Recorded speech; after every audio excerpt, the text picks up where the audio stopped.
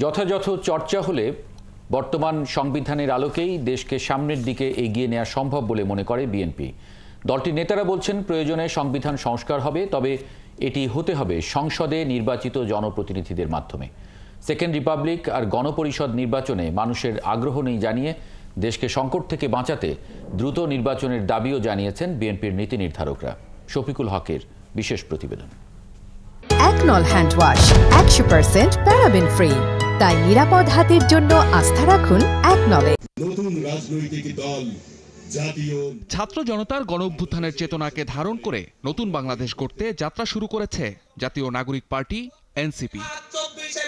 আত্মপ্রকাশের পর দল গোছানোর পাশাপাশি দুটি দাবির বিষয়ে সামনে এনেছেন দলটির নেতারা। সেকেন্ড রিপাবলিক প্রতিষ্ঠা এবং গণপরিষদ নির্বাচনের মধ্য দিয়ে নতুন সংবিধান রচনা করা।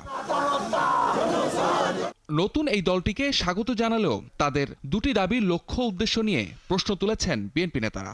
একটি দল যারা মুক্তিযুদ্ধের সময় স্বাধীনতার বিরোধিতা করেছে, তাদের এই স্টিগমা থেকে বেরিয়ে আসার জন্য, তাদের কলঙ্ক মোচনের জন্য ৭১কে ভুলিয়ে দিতে পারলে এই সুযোগে সেকেন্ড রিপাবলিকের কথা বলে প্রথম রিপাবলিকের কোনো খবর থাকে না, তারা কলঙ্ক মুক্ত হয়। এই ধরনের একটা চিন্তা কারো কারোর মধ্যে আছে বলে কিছু কিছু সাধারণ মানুষ মনে করে।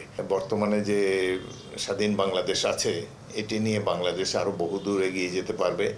এই রাষ্ট্রের অনেক সংস্কার করা সম্ভব হবে নির্বাচিত প্রতিনিধিদের দ্বারা। তারা বলেন, দেশের চলমান সংকটের জন্য সংবিধান নয়, বরং এক ব্যক্তি ও এক দল দায়ী। তাই বিদ্যমান সংবিধান বিলুপ্তিতে বিএনপির সমর্থন নেই, বরং দ্রুত নির্বাচনকেই সংকট সমাধানের পথ বলে মনে করছেন দলটির নেতারা। সংবিধানে সব ভালো ভালো কথা লেখা আছে, সেটি মান্য করে না যারা ক্ষমতায় যায়। তারা মান্য না করলে এটা তাদের দোষ। সেটা গণপরিষদেই বলেন আর জাতীয় সংসদ বলেন, এটার মধ্যে আমি তো এগুলোকে জনগণের দুঃখ কষ্টের জন্য এগুলোকে আমরা দায়ী করি না। দুঃখ কষ্টের জন্য দায়ী ব্যক্তিবর্গ। সকলের চিন্তা নিয়ে আপনাকে জনগণের কাছে নির্বাচনে অংশগ্রহণ করে আপনার ম্যান্ডেট জনগণ থেকে আনতে হবে। তো যেমন আমরা 31 দফার সংস্কারের কথা বলছি, আমি তো বললেই এটা হয়ে যাবে না কালকে, আমি চাইলে তো এটা হবে না।